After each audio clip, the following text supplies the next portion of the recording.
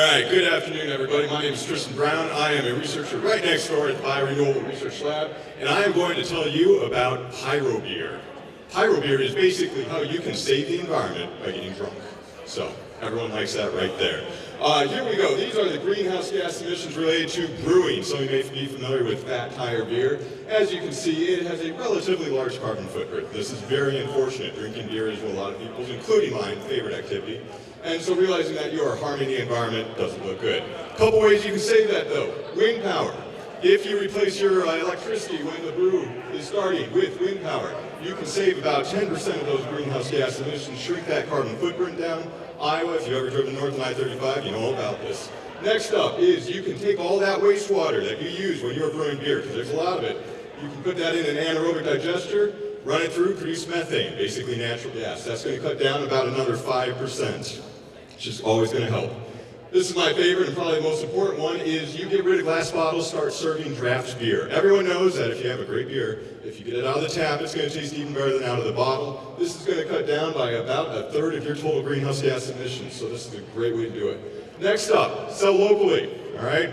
Every time you buy a beer that you have to transport halfway across the country, you're going to increase the greenhouse gas emissions associated with that. So, you find yourself a nice brew pub, find one of their microbrews, enjoy it, you're going to cut back on those greenhouse gas emissions. Next one is bring back the beer garden, okay? Beer gardens are great in terms of saving energy and cutting back on emissions because you don't need an air conditioner and you don't need a heater, all right? And if you're drinking a good beer, when it's a hot day, it's going to cool you off, when it's a cold day, it's going to warm you up. So what you do next is start using what we call pie sugars, all right?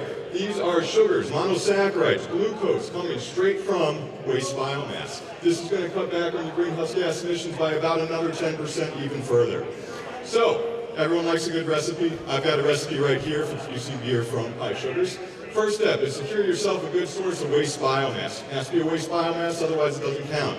A couple of examples are going to be things like corn stover. Produce quite a bit of that here in Iowa. Next step is apply the secret ingredient. What we do is we take that biomass, we mix it with a little sulfuric acid. That's going to help ensure that you get some very high sugar yields. That's the whole point of this, to produce those sugars. So, you want to apply that secret ingredient. Sounds really nasty, but you can wash it out. Third step is bake it in a hot oven. When I say hot oven, I am talking very hot, about 500 degrees Celsius. Because you heat it up so rapidly, you're only going to cook it for about 2 seconds. And that is going to be the next step after that. You're going to get the bio oil, which is the liquid that comes out of that oven. You wash out the sugars, all right? Most important part, because you want those sugars. Those sugars are going to be very important. Really simple process. You literally just wash them out. And the next thing that you're going to get, pie sugar, all right? Looks a lot like malt extract for any of you home brewers out there. It's actually pure glucose for the most part. It's a monosaccharide. It's going to be just like the stuff that you get when you have corn sugar and that sort of thing. And you can use that to replace your malt. Second favorite step right here is brew beer. Everyone's favorite step is the drinking beer. Second best part is when you're going to brew it. So you take those sugars, you replace some of the malts that you use, the malt extracts, put in the pie sugars, brew up your beer, and you've got your pyro beer. So if you look at the overall emissions, you can see you account for every single one of these steps, and you're going to cut down on your emissions quite a bit, but it's still not perfect. Why? Mild net emissions. What we want to do is net sequestration, okay? We want to take CO2 out of the atmosphere and put it sequestered, put it underground, put it on the land. Doesn't really matter how you do it. The point is you are reducing atmospheric CO2, so we need to sequester some carbon. Fortunately, there are two main ways to do that, relatively easy. We do them all next door. First step is we're going to produce Bioshock. Second step is we're going to produce bioasphalt. Both of these things are relatively easy to produce, are already being done here in Iowa, and the best part is, it's sequestered carbon. So, people talk about spending millions of dollars geoengineering to save the environment. Well, here's the first way, biochar. So when you run that oven, you are going to burn some of that biomass. Some of it comes into sugars, the rest of it turns into something called biochar. Beauty about biochar, it can be sequestered for thousands of years, or at the very least hundreds of years.